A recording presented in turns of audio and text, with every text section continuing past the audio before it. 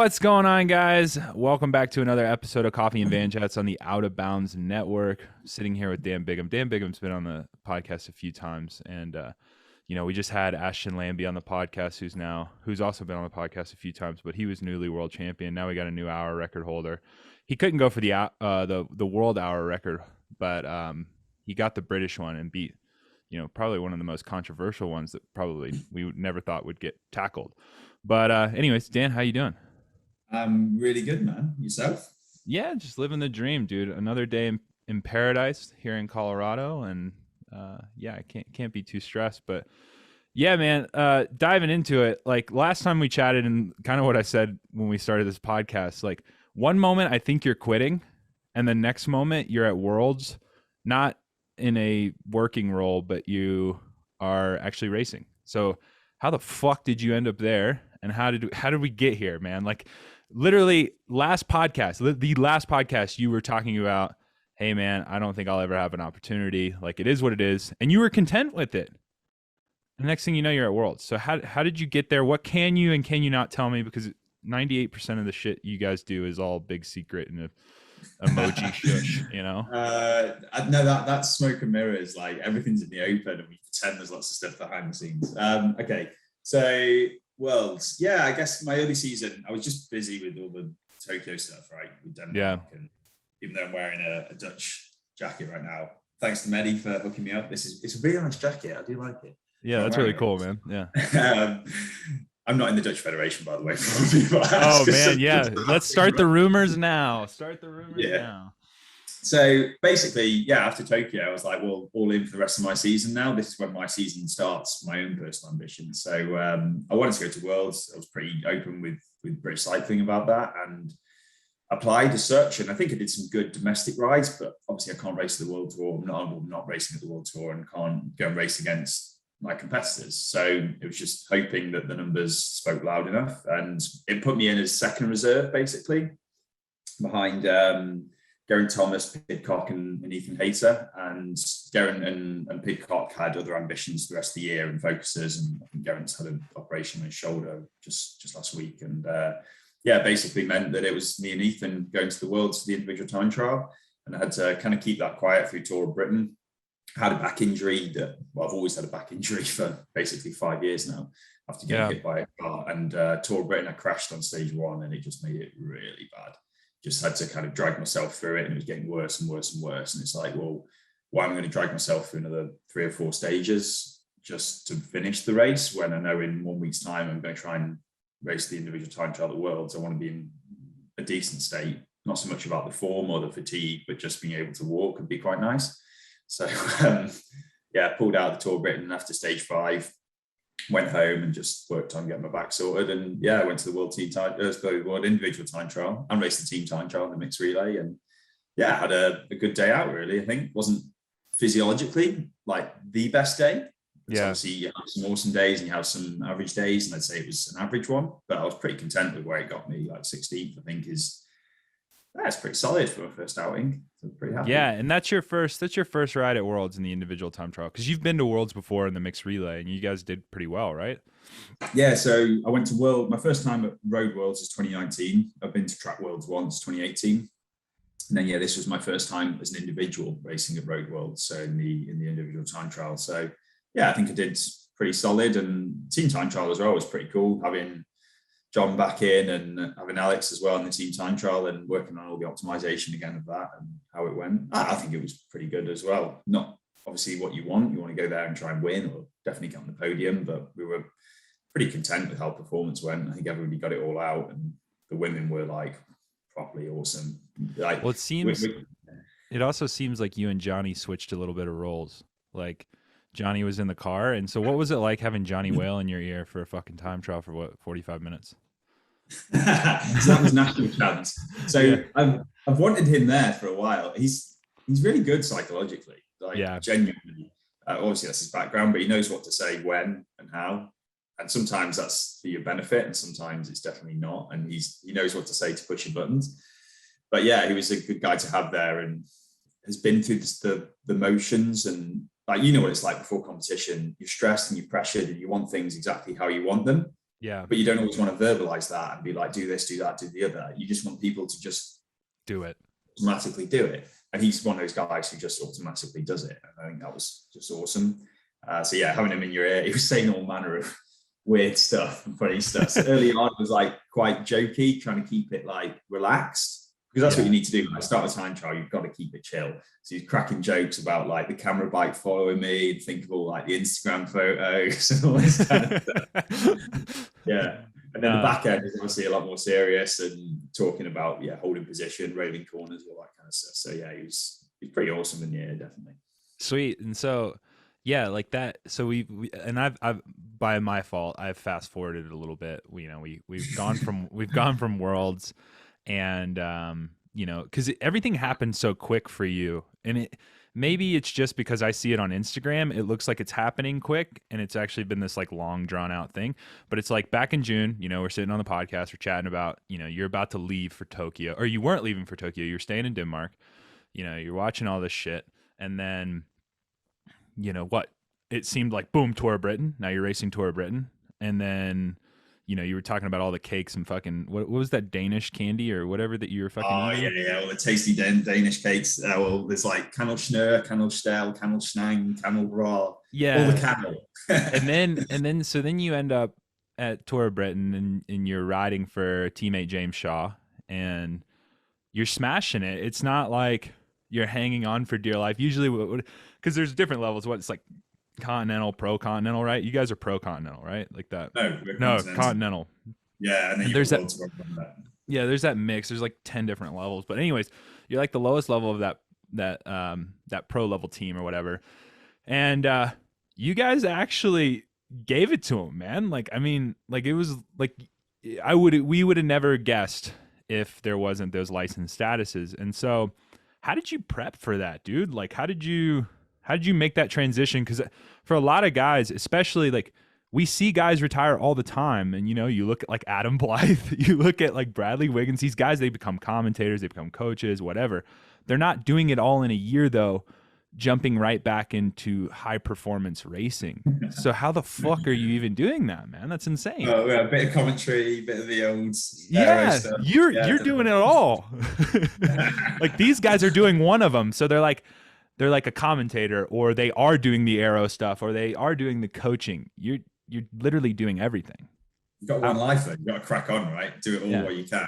And it's fun. I enjoy doing a bit of commentary. I'm not going to do it every single week, definitely not. But it's nice to just dip in and do a few bits here and there. And it's not easy. But like the Tour of Britain, I'd say my preparation for that started when COVID started, because obviously Team Pursuit, the UCI regulation changes, World Cups, Nations Cups, all being fudged about, meant Team Pursuit wasn't a thing for us anymore. And literally from that moment, it was pretty crystal clear in my head that I had to be that selfish individual solo rider and pick goals that were more individual, which were obviously the hour record, but road time trials, stage races. And you just have to train more. There's not much more to it. So that's all it was, right? I mean, every athlete had a lot more training capacity and a lot more recovery capacity, just because you can go anywhere or do anything.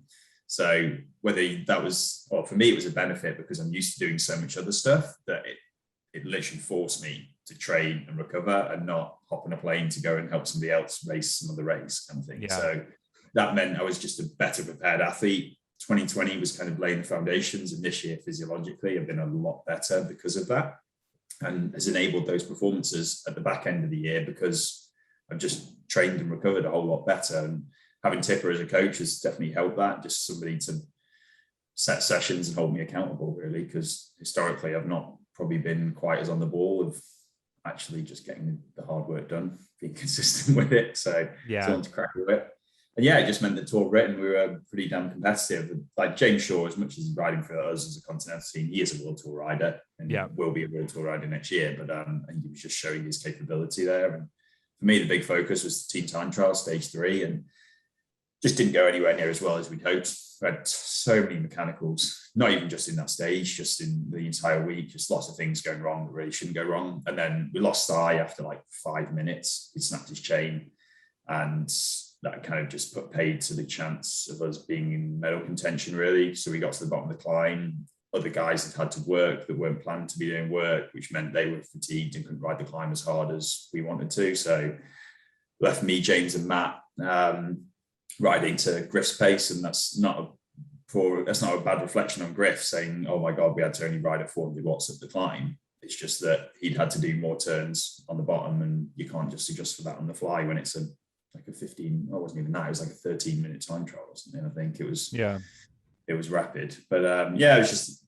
bit frustrating, really. Just could have been better. But anyway, like I said, it's bonkers. And so, like, real quick, when you're on these teams, like, because like you wear so many hats, like, do you get the opportunity to be Dan the rider, or do you have to still play all like 10 roles? Because like even me, I have to like, because I bring you on the podcast all the time to just talk shit, get clicks, and the whole shebang. But like what I'm asking is I want to ask you all the time, like, hey man, do you have like a couple seconds to help me with this position? Do you have a couple seconds to help me look at this power file, this CDA, and whatever else? So like, do you instantly become Dan the aero guy as well on the team, or do they give you the space and the opportunity to be Dan the bike rider? It varies. So back in Who What Bike, we literally had a rule that no one was allowed to ask me a question an hour and a half out from competition. Just an hour and a half. So just you get 90 fucking minutes. Okay. All right. But that's fine. Like, I was cool with that, because at least 90 minutes out, you still can have an influence. If it goes wrong after that 90 minutes, then oh well. Yeah. It's what it is. And people accepted that. Whereas it's hard to have those hard and fast rules in road cycling, because it's not as clear cut, like timetables and schedules, and things go wrong that really shouldn't go wrong on the road, but it's really ad hoc and it's hard to deal with. So like, for example, before the team time trial, size DI2 completely died. And then I was like checking, like, oh, if we pump these tires up, why are those skewers on that bike? Why is there no tape on that valve hole? Like, is that skin suit on right? And you've got 6 guys in a team time trial rather than 4 in a team pursuit. Yeah. You're like, more people, more bikes, more things to go wrong, keep an eye on. And it's hard when as well staff aren't as consistent. So going back to the track, you've got the same guys every week doing the same sessions, even in training. Whereas at these kind of tour levels, you might have 3 new soigneurs that haven't been in the team before, don't know how you work, or a different mechanic to you, what you're used to, or anything like that. And it just means having those processes in place are just a whole lot harder to make them easy to follow. So yeah, I struggle in road racing to take that hat off. People do come to me very late in the day, like, what tire pressure should I run? Is this right? I can't put my overshoes on. All that kind of like, it just happens. To suck it up and accept it and deal with it. So now continuing that, because I know this guy was with you at Worlds and you were about to go ride the hour record. Now he's riding the hour record. How much ear bending did you get at Worlds about the fucking hour record? Or how many appearances did you make it in the vlog, for that matter? And we're talking about Alex Dowesett for sure. Yeah. We're going to call it the vlog as well, because that's what John Archibald's been calling it. And everyone just looked. You said it around the dinner table. It was like, Alex, why aren't you doing your vlog? And everyone just looked like, mate, it's a vlog. Yeah, it's just like a B-log. So it's the same thing. I get it. You know.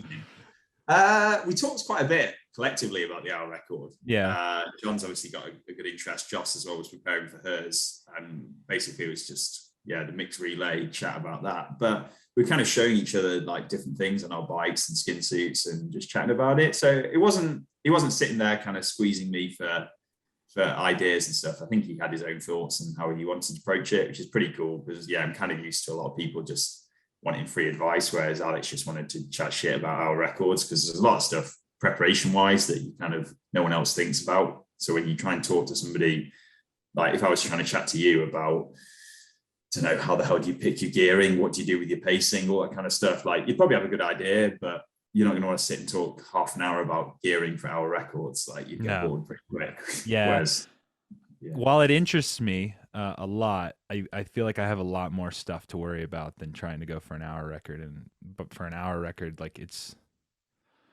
I know how much goes. I actually take that back. I don't know how much goes into it, but I know that it's enough goes into it where I start to black out.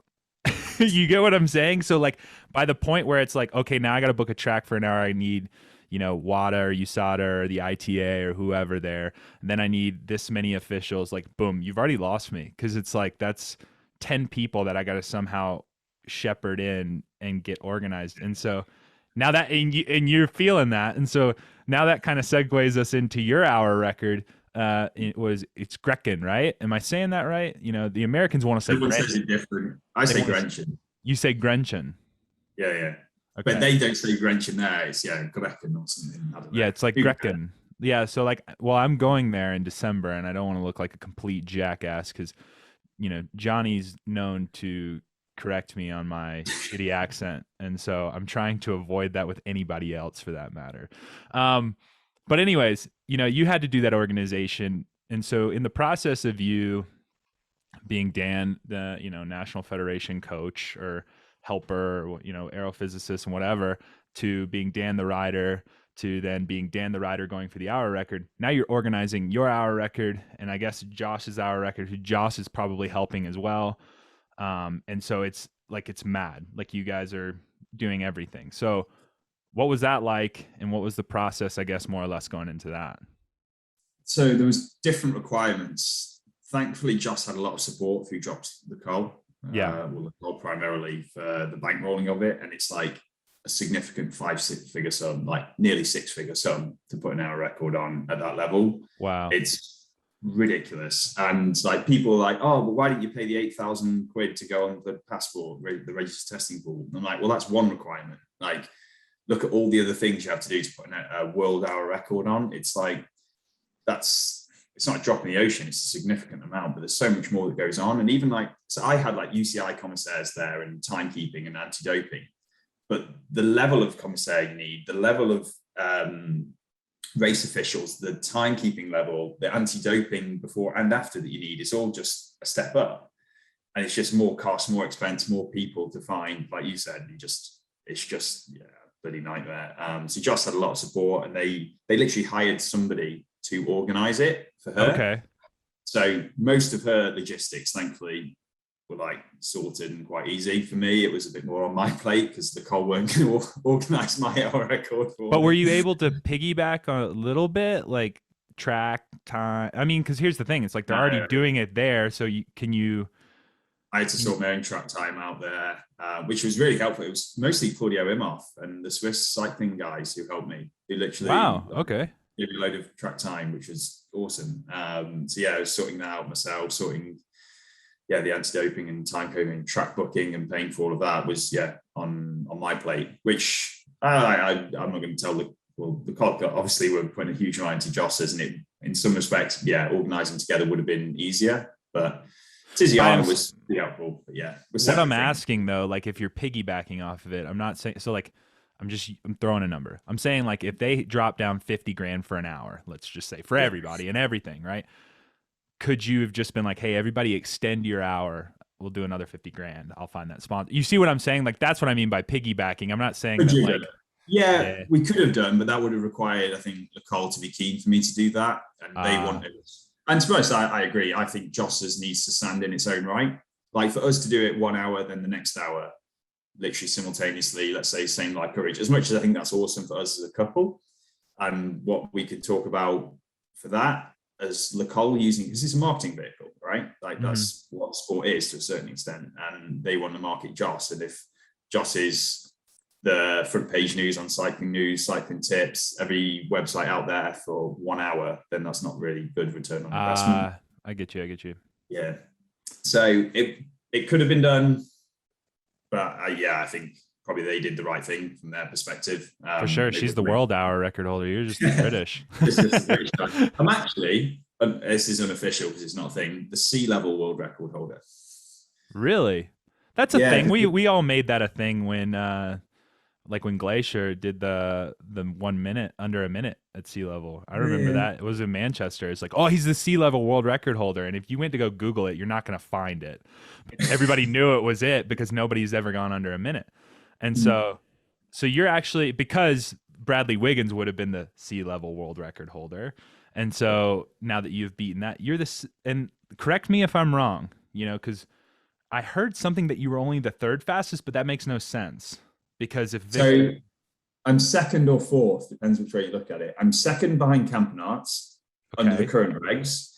I'm fourth overall ever. So you've got Boardman and Tony Rominger who've gone further. Oh, and that's because of the measurements. Yeah, so okay. You know the positional stuff. So yeah. Boardman did Superman, but he did it at sea level. He did 56.3 at Manchester, which is just mad. That's like my fastest lap. He did for an hour. And so this podcast is going to come out, I think, after Dowesett has gone. Yeah. And so now I'm going to put you on the spot. Do you think he breaks it? And I'll give you my honest opinion too. And I'll be honest. I'll be 100%.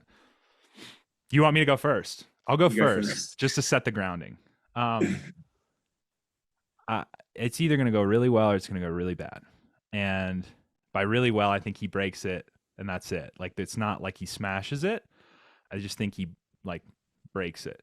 And by really bad, I don't think he adjusts to altitude. I think he's a little overstressed because it kind of comes together last minute, and he's like trying to slam it all together. But I think the odds are more likely that he doesn't do it.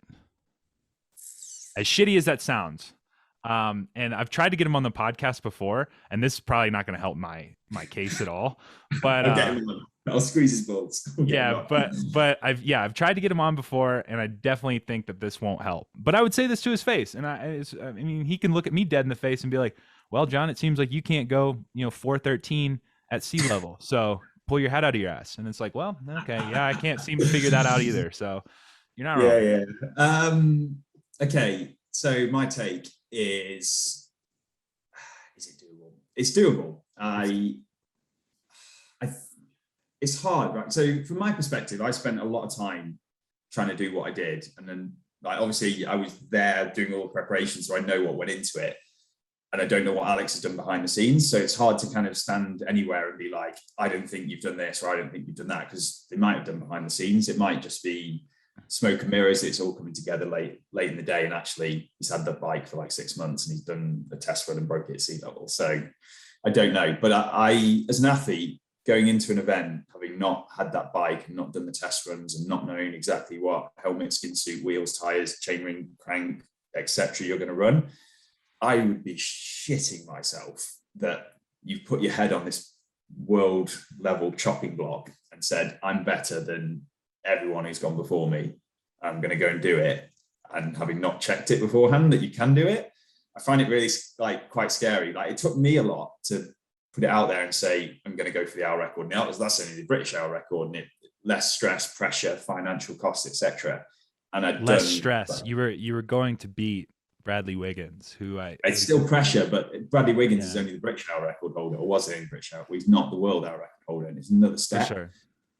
And I find it, maybe I don't know. I did a lot of practice runs, and I'd effectively beaten it in training, and it took that for me to be like, right, okay, we should do this now. So will he do it? I think altitude wise he'll actually be quite well acclimatized. I think he will probably struggle at the back end, having not done longer track efforts, and I think that's where it will fall apart. I think he'll be on pace, maybe even above pace through 30 minutes, maybe even towards 40. And around that 35, 40, 45 minute window, I reckon he's going to start to struggle, and I think he won't break it. I think he'll beat my distance. I think. Hey, I've run numbers, and there's like scenarios where he could be like 53.9, and he could be like 55.9. Like, it depends a lot. There's so much it depends, because that's like a 40 watt window. Yeah. But you've done a lot of altitude. You're at altitude now, actually. Yeah, I'm about as high as where he will be. I'm pretty sure I'm at 18. And I bet you see differing impacts on your power depending if you've done more altitude or not. And depends where I'm coming from. So like, if I come from sea level and I come back here, I have like a week where I'm on a tear. Like, my power numbers are actually pretty good. But then I start to dip back down and it starts to level back out. It like goes like this and it dips, and then it starts to level back out again to where it normally usually is. But And that's not always, right? It depends on what I did and what happened. But for example, like I was in T-Town when we did our last podcast. I was racing at sea level for 10 weeks and it was all track races. I came right back up here and I did, Leadville mountain bike race at 10,000 feet, and like, that was, and I did it in under 9 hours at, 92 kg. Like that's pretty good, like that's pretty solid. With 13,000 feet of climbing. And I'm surprised I didn't die, but, so you responded pretty well from it. Yeah. And I legit flew in, had 2 days, drove, did it with Jen Valente after she came off of winning Olympic gold. And then we came back, but she just had fun. I was like, I have to get under 9 because there's like that belt buckle tier thing, But anyways, yeah. So I kind of agree with you. That's kind of where I was at in thinking this whole thing in the hour record. But talking about the hour record and lead into track worlds, Ghana, there was a release of his 30-minute test at 57K an hour. What do you think of that? Just before we jump onto that, this is coming out after Dowsett's record, so if you've done it, well done, Alex. If he listens to this, it'd be great. Oh, he'll definitely listen back. if you listen to this, man, I'd love to have you on the pod. Especially after your hour. Especially if I was wrong, that would be great because then you could just make me look like an asshat. So. Yeah, I genuinely hope he does get it because. Same, yeah, I think it's cool. Yeah, it's just. Is it possible? I don't know. I sit on the fence. It is possible. It's a really hard thing to do. That's well, it seems like you guys, like once one guy breaks it, another guy's, you're like, you know what? I think I could go out there and do it. Like you could just like go down the list of all these guys that like start trying to do the hour, like Mikkel Berg was from Denmark. Like there was that time where there was like 10 of you guys like going for the hour all at once, whether it was the Danish hour or the Dutch hour or whatever. It was just like everybody was trying to ride the hour, which was really like exciting. The Danes love it. Basically, Mikkel Bjerg and Martin Toft Madsen have been fighting each other. They keep doing like 50 meters more every few months. Jeez. But now one of them, I think Toft Madsen, genuinely, I'm very confident he can beat Campenaerts at sea level. Like I know what I did, and I know Toft's numbers, aero and power, and I think on the track, he has a better what's the CDA for me for an hour. Simple as that. So I'm pretty sure he can do it at sea level. Doesn't mean I don't think I can. I'm pretty sure I probably could have a go, but and obviously on that day, a few weeks back, I couldn't. But yeah, Ghana's a whole nother one. Although I'm not sure. I personally believe 57.5. I haven't run the numbers on it. I don't know. So this is just me spitballing. Going, I reckon he was more like if he did a standing start and did 115 laps, that's not 57.5, that's like 58k an hour because you've got the stunning start to deal with. And if you're at that average speed by that point, then you don't have the start in the second half, so you'll go even further. So I don't know, unless you put the numbers out, I'm pretty sure it was probably more like 55.5, 56. I don't know. This is me just putting a number out. I don't know, but he'll break it. That's like an absolute no-brainer. But I don't know if it was 57.5. We'll wait and see. It'll come out for sure one day. No, I'm interested to see like if Ineos would ever just back him, because it seems like some of the, or at least back in the day, especially like when Dowsett was on Movistar, when Victor was on Lotto, like they all backed it, and then now this teams just kind of don't seem interested as much anymore. Yeah, you've got to make a big thing over it, haven't you? It's marketing. Come back to it. You've got to shout and scream about it, and with Ghana, everyone's waiting for it to see like how much he knocks it out of the park by. For sure. And I mean, if he does do 57.5, we're right. If he goes to altitude, let's just do 60. Let's just go for it. I was about to say I was thinking that there hasn't been many that I've watched all the way through, but I watched yours, I watched Joss's, I watched Dowsett when he was on Movistar, and I watched Wiggins. I did not watch the Campenaerts one all the way through. I didn't think he would break it. Here's a pretty fact for you. I was at Wiggins Hour Record, and I'd not even ridden a track bike by that point in my career. Oh wow! Fun fact of the day, dude. That's crazy. No, that's nuts. So, anyways, we're going on a tangent now. So, but back on Ghana, how shocked were you when you were looking at Tiso, or when you were looking at look, watching it, that you saw him qualify third. Yeah. My thought is he's just come to the end of a long season and he's not quite been pinging.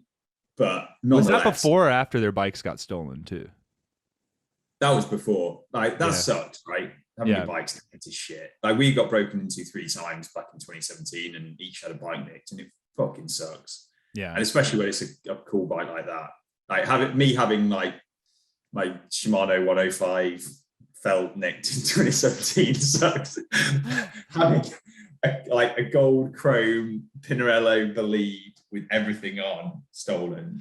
Well, and the other thing that sucks is other people probably just think that, oh, he'll just get another one. Like they don't understand like the process that goes into those things. And like it's and not what the bike means to you, right? Yeah. Like you have a bike, like your bike probably means a lot because of everything you've been through together. As weird as that is, but it's true, right? Well, honestly, everything it took to get it. Like, I mean, you know, I had to text Tail Boss and pretty much be like, hey man, do you want to sell that Argon? And he's like, yeah, you know, it's gonna be this amount. And I was like, okay, cool. So I bought it. And then I was like, well, I've already spent this much money. And I was like, I might as well just buy the extensions. And so I'm literally in bed at like 8 a.m. I don't think I even texted you. I didn't text anybody from Watch Shop. I was just like, fuck it. I'm not going to ask for a discount and be that asshat. I'll just buy the extensions. And yeah, and like a lot went into it. So if my bike got stolen today, yeah, I'd be fucking livid. And but then that doesn't take away from the fact that Ghana probably makes a buku's more money than I do, and is so high up in the sport that yeah, Pinarello may drop a bike on his front doorstep any day of the week, but it's right after the Olympics. It's gold. It's that bike. Like you can never replace. It's like a wedding ring. I would think in a weird way, right? Is that kind of a weird way to put that? And at the end of the day, someone's going to buy that, stick it. It'll be it's like stolen art, isn't it? It's just going to sit on some rich guy's like banister or something, hanging up, looking cool, and they'll be like, "Yeah, that's Ghana's bike from the Olympics or whatever." And yeah, it's annoying, it's frustrating, but yeah, to go back to Worlds to see Ashton sitting on the top and by some margin, that wasn't a 10th or 2 tenths. It was like 2.5, 3 seconds or something clear, and I'm like, yeah, big. Well, because he's got that. Because I even asked him in, you know, at this point, I think his podcast has come out before this one, but I asked him, I was like, okay, switch Jonathan Milan and Felipe Ogana. How would your head have been? You know, like, do you have, because I think he went into that one, was like, I got this. Like, he's hyped, you know, like I'm 2 seconds ahead. But I was like, well, what if Ghana rode the same time and you're 2 seconds ahead of Ghana? Well, how do you feel? And he's like, dude, I would have felt completely different. Would you agree? Like, how would you have felt in this situation? Even more retrospectively, right? Because Ghana went out mad hot. Like he was 14.2s, 14.3s, which is like, well, it was team pursuit splits. It's not team pursuit splits anymore. But yeah, like he went out really on it and caught Claudio. And like Claudio maybe could have beaten him if they'd flat paced it. But you've got to be able to respond to that. Like if you see Ghana's dropping 14.2s and you're at 15.2s, your time is very limited and you need to respond. But then Ashton can do that, or he historically has done that by default. I'm just going to go out real hard and hang on. And it just so happens that after his 359.9, he realized that pacing an effort actually works. And, he goes faster for it. But yeah, if you switch out Milan and Ghana, it's that whole head-to-head thing. Like they are, at the end of the day, they're like the two IPers of this current generation right now, aren't they? And to see them going head to head, it's going to get both of their heads. Like obviously Ghana's winning in their tally, but Ashton wants to prove it otherwise. And if Ghana goes out like a steam train, then Ashton's got to be prepared to respond and accept that it's going to be a hard fought slog and your tank's going to be empty at 2 minutes and you've got another 2 minutes of hell to get to the finish line ahead of him. Yeah, no, that's bonkers, man. I mean, I remember like loading it on Tiso, and I even told Ashton that I was going to lose. I would have lost a lot of money, and this is why I don't bet. But like, I was always betting on Ashton every day of the week. And see, I feel like a really shitty friend because literally everybody has said that to me. Like they're always betting on Ashton. I'm an honest guy. Here's the thing: I will put it out there. I will say it. I will take credit for it. But yeah, I would have said Ashton would have gotten second. I just thought in the final, I thought it would have been Ghana. Like he maybe would have qualified faster in the opener, but I think Ghana would have backed it up in the final. And I thought Ashton would not. And hey, I'm wrong. I'm taking it on the chin. I'm wrong. And I don't know Ghana. Ashton's a friend of mine, and so it makes it even worse. But more or less, I was just looking at it as the way it was. Yeah, I think just seeing whether the catch was on for Ashton as well, because I think he went out pretty hot still. Yeah. But anyway, he's got it now, so who cares? It's all if buts and maybes. He's got the rainbow jersey. So yeah, he's got the jersey. He's a world champion, and it's something that a lot of us will probably never ever get to say that we were, and it's like that's a really cool thing to have. And like, yeah, it's even funnier being like the US national champion and like him not have showing up to that, and then him to have won that. It's like, yeah, my jersey is just complete shit. It's just hanging right there. It just means absolutely fuck all. Because somebody actually commented, he was getting ready to set the 4-minute barrier. Somebody commented on his photo because he was wearing the Hoob National Championship kit, and it's like, isn't that John's jersey? And I was like, fuck. Dude, you've got to be kidding me. Should have been John. Yeah. 358, justice for John. It's just like, yeah, it was, I was just like, Jesus Christ. Cause then Ashton like texts me, he's like, hey man, because you know how Ashton is, like, Ashton's like, he actually thinks that I'm upset about that. And I'm like, no, dude, like, I don't care, cause he's like the nicest dude in the world. But anyways, let's dive into, what's goals next year for Dan? Like, what's going on? Like, what are you doing? It's funny because we're going to have this podcast, and I'm actually going to take this clip that I'm doing right now, and I'm going to throw it in like a year from today. It's like a memory bank, because every time I talk to you, you say you're going to do one thing, or you're done, or this or that. And you've maxed, like, you're that much better the next time you jump on the podcast. You have that many more accolades to you. So like, what else can you add? You've already written a book. What else can you do? What do I do? So yeah, there's some cool opportunities coming next year that I can't really talk too much about yet, but some new cool stuff on the horizon, which is pretty sweet. I definitely want to have a go at the World Hour Record. Mm-hmm. I'm quite tempted to have a go at sea level and not do the whole altitude is cheating thing and see if I can do it at sea level. Maybe. Don't hold me to that. It might change my mind, but yeah, the hour record's a big one. I want to win road nationals. I was obviously pretty close this year. Didn't have in the time trial, right? In the time trial, yeah. National TT champ. I've got to beat Ethan Hayter. Obviously, quite an ask. He's pretty epic across everything. Pretty legit.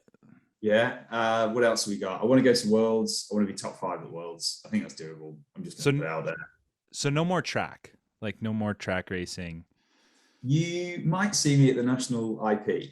Okay. But that's maybe. I don't know yet. Maybe. All right. I'm keen to have a go because I've not done an IP in like 2 years, but I've done some quick ones in training. Like, I think I can beat the British record. Sorry, John, I know you've got it, and it's 4:09, but I'm pretty sure I can beat that.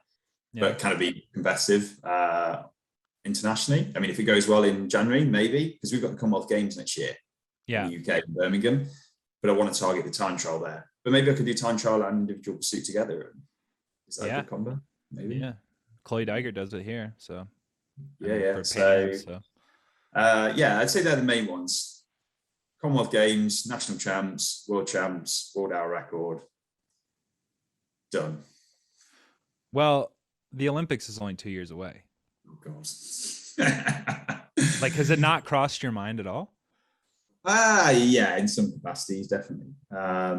Like team pursuit as well. Like I do love the track, and I feel like it's been well documented. Like me and BC, we're definitely on better terms, especially on the road. Actually, Matt Bramley has been wicked, and but on the track, like I'm still not really an option. I don't know why.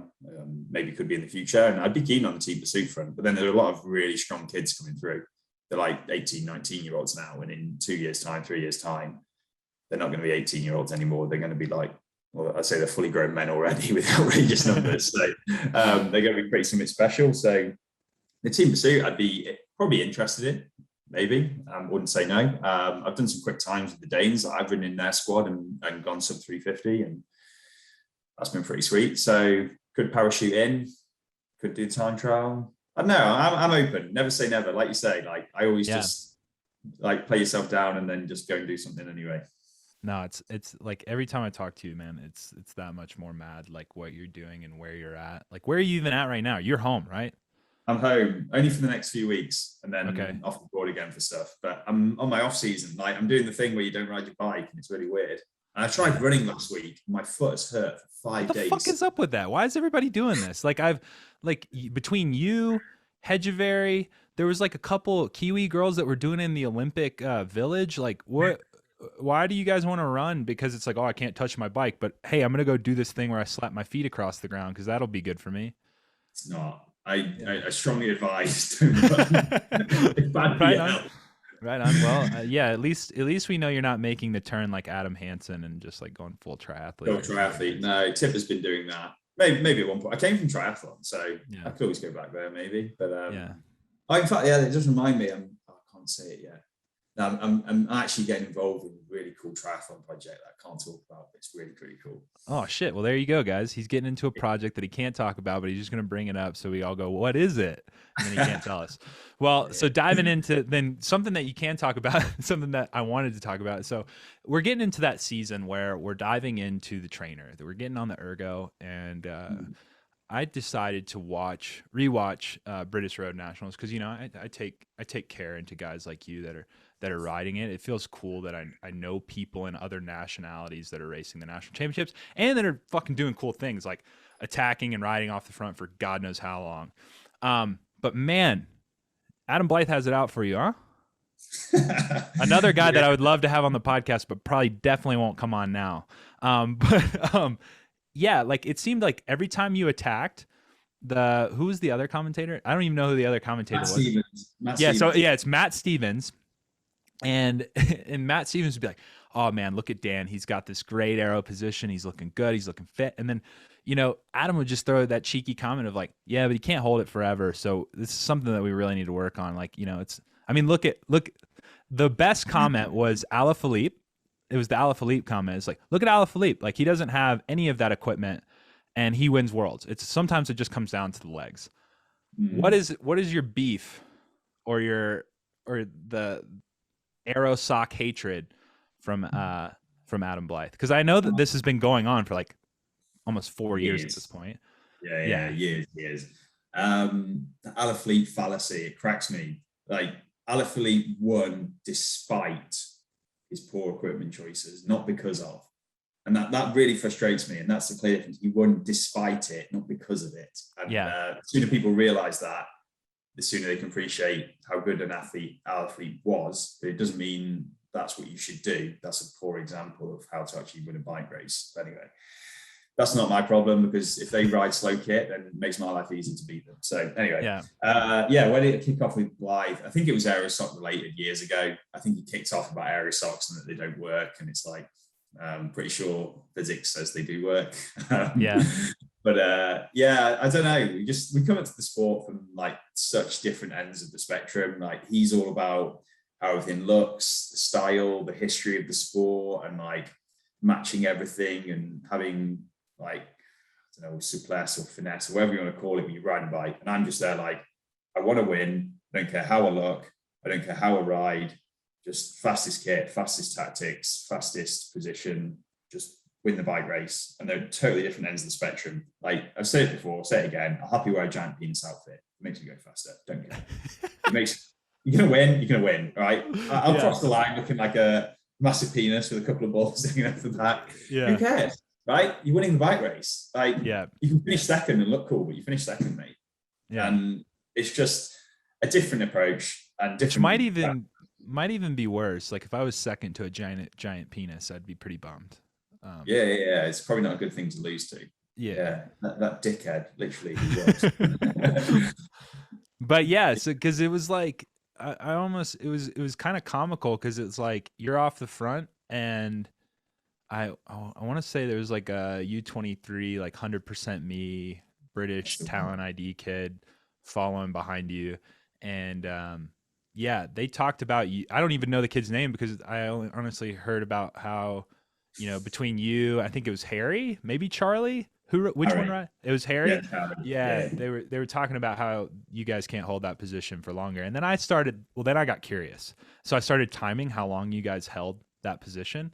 And you guys actually hold that position for pretty long. and train to hold that position for pretty long. And I mean, the only times that I would see Harry pop up is when he was on the back of the bunch, like way at the back. That's what you do it, right?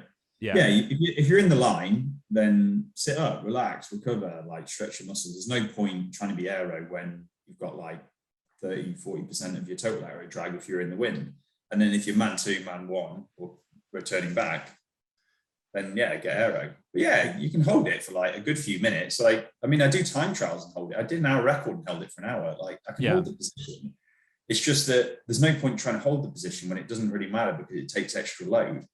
So it's just risk versus, not even risk versus reward. It's just efficiency. Of like, you're efficient when it matters, and you're not inefficient because it just doesn't matter in the line as much. But you're spending time in the front, you're taking turns, so you get aero. And overall, it's always better to be more aero. I think Blythe is arguing something about like, it's better to not take the aero gains and be more comfortable or something like that. And it's just, well, yeah, because he was saying one thing that he pointed out, and this was at the time that everybody came back together, and I was going to ask you this, is essentially you guys would hold the position, and then you would get back in the back, or when you would relax, you would actually be more un-aero than you were before, is what he was saying. And have you guys tested, like, when you're, because obviously, like, if you're in the drops versus the hoods, and I'm just talking about a standard position, you're going to be a little bit more aero in the drops, right? Because we've flattened the back. We've taken the wind sail down just a bit, right? And so what he was saying is like, okay, now that you've pushed your hoods in like that or whatever the fuck you're doing, and you're like this and crunched over, the moment you start to relax, you're actually more un-aero than you were when you were in the stock position or the wider handlebars. But I was wondering if you guys have tested that, or like, you see what I'm saying? Yeah, I get you. Yeah. It's really simple optimization. And in short, he's wrong because let's say, I can't even say that it's less aero having to, let's say, turned in hoods in the line, because it's not. It's still more aero, even if your arms are straight and your hoods are turned in. But for argument's sake, let's say it's a few watts less aero. So you're a few watts less aero if you were to ride like that position, then you're in the line and you've got 50% less aero drag because you're in the draft. So now it's 1 watt less aero. And then it's, let's say it's 10 watts more aero to have the turned in hoods. So as long as you're spending at least 10% of the time in the wind, then you're in a better situation, because 10% of the time, 10 to 1, 10 watts to 1 watt. So you're better off. So if you're in a group of, let's say, 11 people, then maybe it's not so much. It's not worth doing. If you're in a group of 10, 9, 8, 7, 6, 5, 4, 3, 2, 1 people, then you always take the aero gains over it. But then that's the argument that it's slower anyway to be in that position in the line. And that's just not true, full stop. If you're more aero, you typically being narrower is more aero, whether you've got arms straight, you're in the drops, you're in the hoods and tucked. Narrow is narrow. You bring your shoulders in, your front area goes down, your CEA goes down. So anyway, yeah, it winds me up because it's just wrong, pretty much. He doesn't have the numbers. He hasn't done the testing. He's just trying to, he's running with something that he doesn't have something to back it up with. And it's just a bit frustrating because it's not true. Well, you've been on this podcast enough times that I've asked you the question, if you could have a cup of coffee with one individual. Have you guys ever just sat down for a cup of coffee and just chatted, or like, have you guys ever even met in person? Because I have a feeling this is a classic cycling thing. See, I come from like American football and wrestling, where it's like, if I have an issue, I have an issue, and we'll talk about my issue. But I think what I noticed in cycling, it's like, if they have an issue, it's like, oh, hey man, how's it going? Cool. Yeah. And then that's it. Like, that's a proper fuck you in cycling, I've noticed. But like, have you guys ever just like met and sat down and talked about aero socks for, over a coffee? No, not Matt. He messaged, I think it was earlier this year, like, I don't know, 6 months ago, let's say, like something about let's have a chat. So I said, yeah, here's my number. I'm free these days, these times. Didn't call. Okay. So, it was weird because he asked for my number. So I assumed he wanted to actually talk. But no, the only real times I've spoken to him was when I was in the breakaway at the National Champs in 2000. Oh shit. That probably wasn't a good conversation.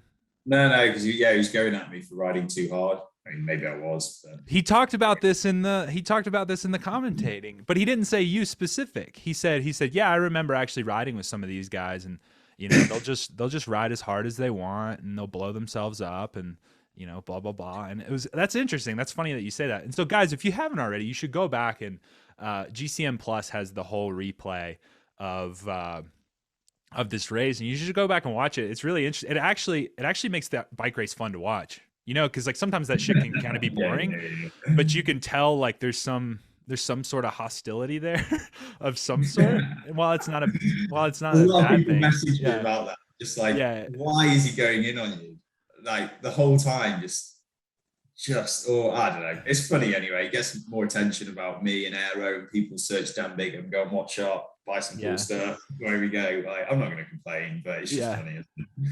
No, for sure. And so one thing I do want to say before we part is, you know, if I could have a cup of coffee with one individual, it would be just to sit with you two, and have a cup of coffee, and I would just sit there quietly. I wouldn't say a word. Or get you two on a podcast and have a cup of coffee that way, and we could just talk for an hour. It's probably not a good idea. Like, you should start doing that. You should. I've seen like a mediator. Twitter, like when someone's been blocked, like a mutual person, like I did it. To get blocked. Yeah, but like do it. Bring two people in who disagree, and you're the referee. And just crack on. Mate, I did it with the whole organization. I did it with USA Cycling. Really? You remember? Did you see that podcast when they released the ODA? I brought on. Oh yeah. So when they started the ODA, I brought on 9 people. So I brought on like the higher ups at USA Cycling, the CEO of USA Cycling, and 4 people that were against the ODA. And I literally just sat there and let people talk. I had Neil Henderson, who coaches Rohan Dennis, and that's probably one of my better podcasts. It was just me being a mediator. I think I maybe said a couple sentences, and I had to kind of control people too, and because they would get heated. And it was one thing I learned from that podcast though, is that you do not ever want 9 people on a fucking podcast. Here, never ever. It doesn't matter what you're trying to get across. It was a fucking panel, and it was awful. And so I thought it was a bad podcast, but I actually got more love from that podcast than most of my podcasts, because they thought it was kind of interesting on hearing the whole bits and pieces of it. It gives balance, right? Because I listen to it. You probably listen to a lot of podcasts as well, but you listen to them and you're like, but I just don't agree with this. Why are they not calling it out? But you're not going to sit there and call out your guest, because it's poor form. It probably comes across poorly. For sure. You don't want to, right? You want to have a good conversation, a good rapport. So you're not going to be like, hold up, I don't think that's true. You're lying. Sometimes I do. Sometimes I do. I kind of, because I had to play, non-bias, right? So some of the things they were saying I agree with, and some of the things USA Cycling I agree with, what they were trying to do. I get it, it's funny to me when they're pissed at USA Cycling for charging 10 grand, but yet they'll be totally okay with whatever team here in town will charge 12 grand for them just to spend a month in Europe. To me, it's this caveat, right? So, and that's why I started the trade team. It was the matter. You know how many people here go, I will pay my way to a World Cup, but they won't pay their way to go to a C1? You see what I'm saying? If you're willing to pay your way to go get your teeth kicked in fucking, Minsk or whatever, why wouldn't you just pay your way to go to the track challenge in Switzerland in December? You have a really nice fun time, because it's best C1 out there. Yeah. And so you do these things, and it's always funny to me, but and that's kind of the argument we had. But anyways, yeah, I would love to do that. So Adam, if you're listening, I'll even shoot you a message after this. This would be great, but you probably won't respond. You probably won't even see it, but if you'd love to be on, and same with you, Alex Dowesett, I've reached out to you enough times that just jump on, dude. It's good for your. I don't think me and Alex are putting heads on stuff, by the way. You guys aren't. No, yeah, that should be said. They aren't. He was actually in your defense. He thought you should have been able to go for the World Hour record. Yeah, well, the whole answer. I don't think I should have been able to go to it without being on the registered testing pool. But he definitely stood by me and said the registered testing pool needs to be more open, and it's just it's an annoying system. But I don't think it needs to be. It's more limits. I just think more people need to be on it. So what? Do you have to be on the blood passport? Yeah. Wait, so you're not on the blood passport? No. I've been trying to get onto it. I'm trying to for years, pushing. I meet all the criteria. I race World Cups. I race World Championships. Just put me on the bloody thing. It's an overhead for me. It's stressful, right? I've seen every else does it, but I want to be on it, because it means I can go and attempt these world records. And people are well, just pay your way. And it's but if I was racing at that level, you'd want that person to be getting tested, right? Why should they pay to prove they're clean? I actually think it's really shit that you're not getting tested. Like, I mean, especially with the hour record and like where The thing is, I you did where get you tested, man. Like, No, I for haven't. sure. You have to get Yeah, tested. You have to get yeah, tested. I think it's shit that you're not getting tested like more frequently. more. Like, Yeah, I yeah, mean, so when I went, the same thing happened to me. I had never been tested until I went to Pan American Games. So I'd won several national titles. I've, a lot of, I think no, I didn't have a national record because I would have had to piss in a cup then too. Um, but yeah, I got put on whereabouts, which is our, passport. It's not a passport, but it's essentially whereabouts. We can be tested outside of competition. We have to upload where our location is. You probably got that somewhere. yeah, yeah, yeah. And yeah, I get tested. I was on it for 2 months. We won Pan Ams, and then I was booted off of it. And then I haven't been on it since. And then I got tested 6 times. One was because of an illegal tip, supposedly. And then the other 5 times was nationals, and then I got random selected at the Cali World Cup for being shit and getting 4th place and losing it all in the last K. So, yeah. So, but anyways, yeah, that's like the worst time to get tested is when it's like, oh yeah, we're gonna test you because you don't have to go to the podium. But anyways, if you could have a cup of coffee with one individual right now, who would that be and why? And what would your coffee of choice be, man? Ooh, right now, who would I like to talk to? There are a lot of people out there that I think are quite interesting at the moment. But I think it's people who've been through it. I'd actually quite enjoy to have a good chat with Chris Boardman again. I haven't spoken to him in like years, like a good 2 or 3 years. Dude, I used to message all the time. That's the second person that said this on this podcast this week, and that was Really? Ashton Lambie wants to have a cup of coffee with him.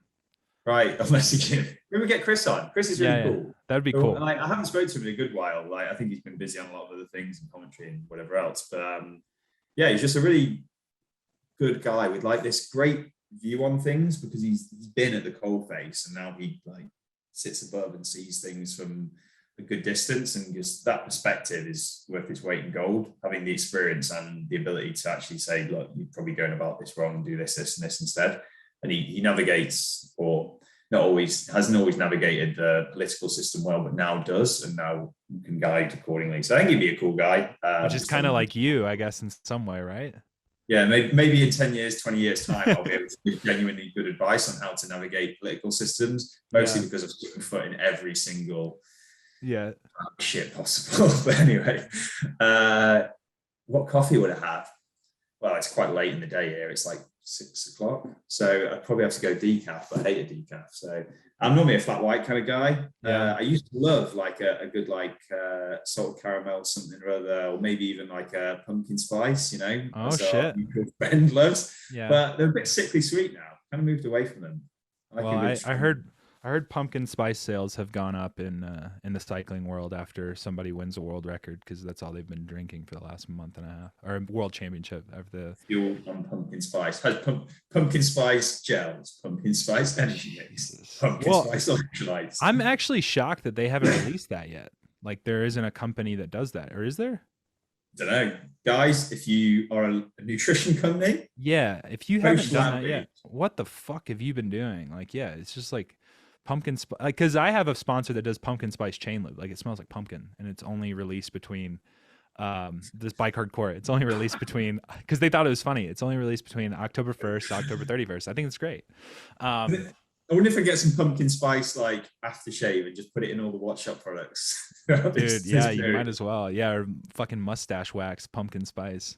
But anyways, guys, I don't want to hold Dan up. I'm his 7th call today, and he was willing to talk shit and have fun with me, and I really appreciate that, man. So, guys, if you haven't already, I mean, you're probably here because you know who Dan Bigham is, but if you don't, his link to his social media is down in the description below.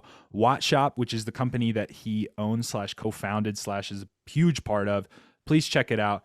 Yes, the stuff is expensive, but not all of it is expensive, and speed is sometimes expensive. So invest in it, man. It's worth it. Well, it's made in the UK. Yeah, it's great. Like, look, I paid full price. Not actually. I'll be honest. Dan hooked me up for his first set of extensions, his first gen. And by hookup, I mean like it was like a couple % off. But I paid full price for this second set, and I broke a 26-year-old track record that was set in 96 in T-Town. And that was the day after I got him. And so it's worth the purchase. I'm saving up money now and selling my firstborn for the base bar here soon. But anyways, guys, thanks so much for listening. Dan, you're the fucking man. I really appreciate it. And yeah, we'll see you next time. Cheers. Thanks, man.